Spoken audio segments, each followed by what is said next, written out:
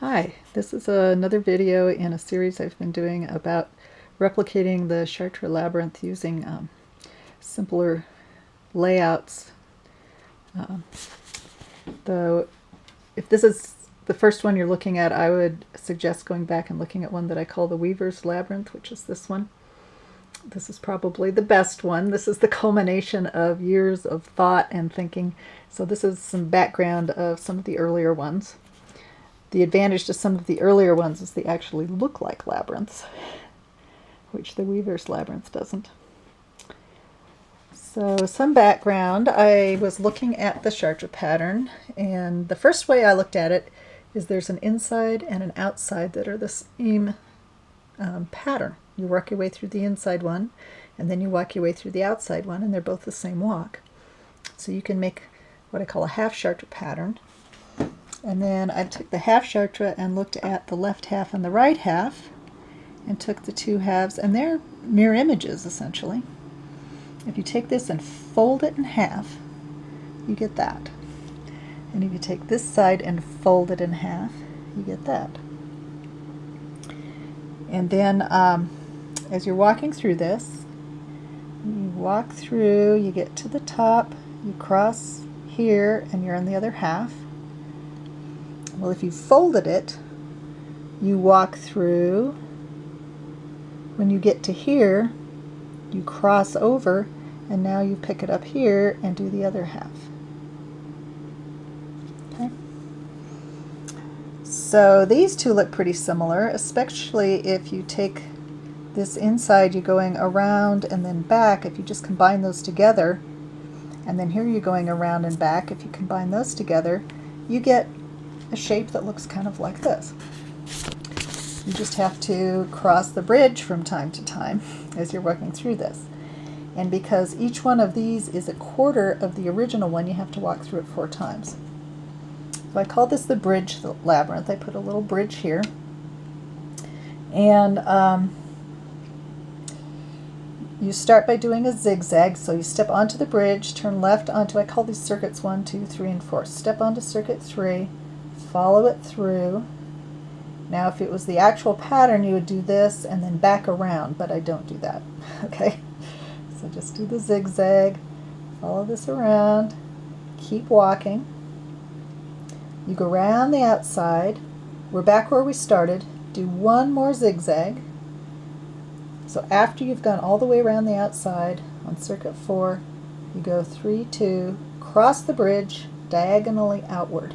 You have to go outward to get from, because I combined some circuits over here. So now we're back on 3. Walk through it all again. Around the outside. Do one more zigzag. We're in circuit 2. Cross the bridge to circuit 3. Go all the way through. Around the outside. One more zigzag. Cross the bridge. Walk all the way through. Around the outside. This is the 4th time. So now you do one more zigzag, you get back to the bridge and into the center. Okay, so there's what that one looks like. You have to do a little bit of thinking, but not too much. You just have to remember every time you go around the outside, you're going to do one more zigzag and then cross the bridge. So then I got to thinking, could I zip that a little bit more? Instead of going around the outside, we could come in and go around the inside. And that led me to the 3-circuit bridge labyrinth. This one's nice because it's pretty easy to lay out with ropes. You have 1, 2 ropes here, and then 2 on the sides and 1 around the outside. But you got to keep track of where you are. So when you walk through here, you do your zigzag and follow it around. And then when you get to here, that would be equivalent to getting to here. You would have to turn to the outside, but there is no outside. Now you could just walk around the outside. That's one possibility. Another possibility is to do a U-turn and go into the center and go around that. And the way I keep track of it is with my hand. I start with my hand closed as I'm doing the walk. I walk through the labyrinth, and when I get to the bridge, because my hand is closed, I'm going to do a U-turn and go back. At this stage I open my hand, walk through the labyrinth. When I get to the bridge, I notice my hand is open, so I'm going to cross the bridge and close my hand. Walk through again, When I get to the bridge, I see my hand is closed, so I do a U-turn, walk through the bridge, my hand is open, cross, walk through, and the last time you walk into the center. Okay. The next one, so now I'm going down to 2 circuits. This this is not for beginners. I don't know if it's really for anybody, although I used it for several years.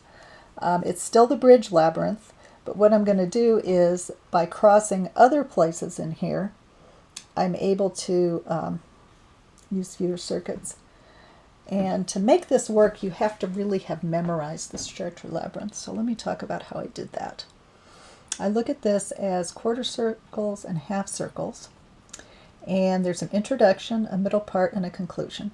The introduction is quarter, quarter, half, half. Then we have a pattern that repeats 3 times. Quarter, quarter, half, quarter, half, quarter, half. Second time, quarter, quarter, half, quarter, half, quarter, half.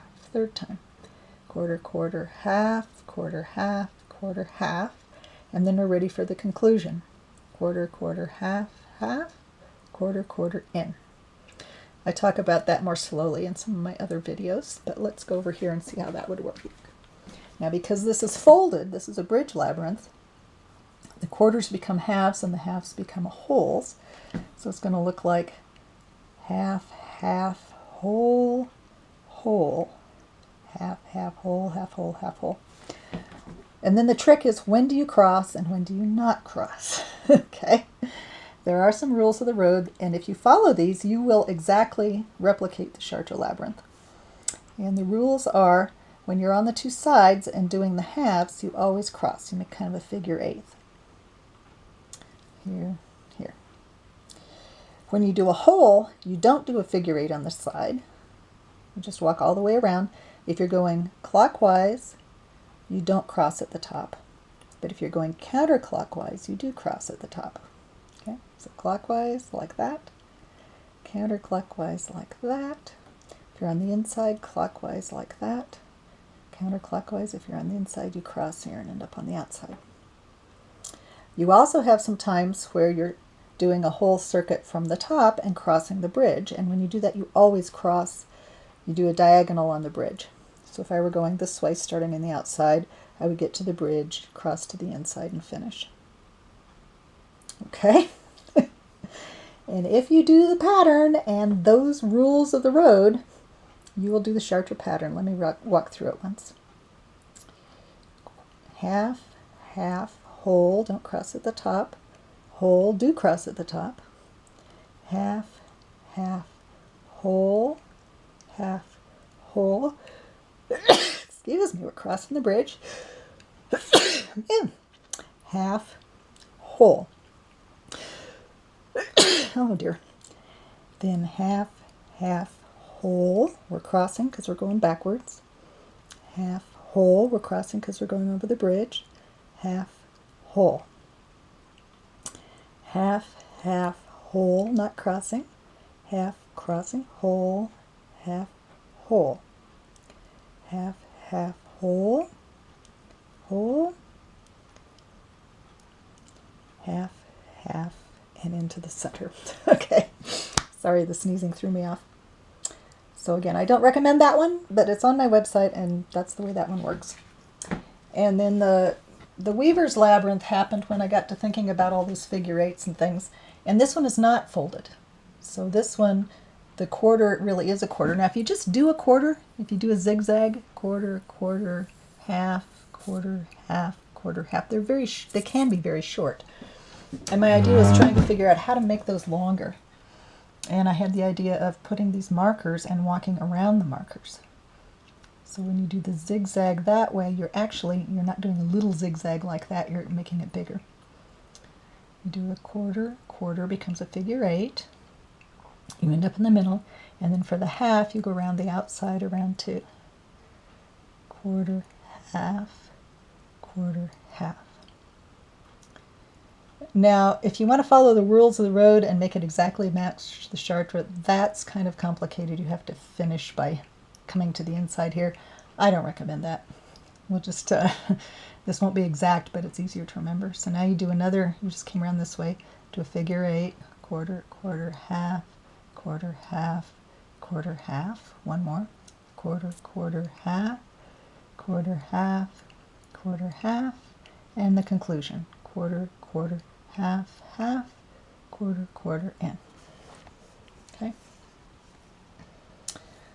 And then I zipped it one more time, and I'll just do this with a couple of salt shakers to show you how it goes. What I call the model railroad layout is just 2 markers.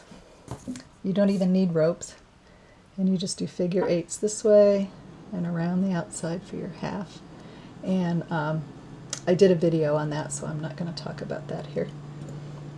So those are some labyrinths I came up with. Again, I really recommend, if you're doing this at all, this one's probably the best one because you're really doing what the pattern is over here. This one's probably the second best one because it feels like an actual labyrinth as you're walking through it, and you just use your hand to keep track of whether you cross the bridge or double back. All right, that is it for this video.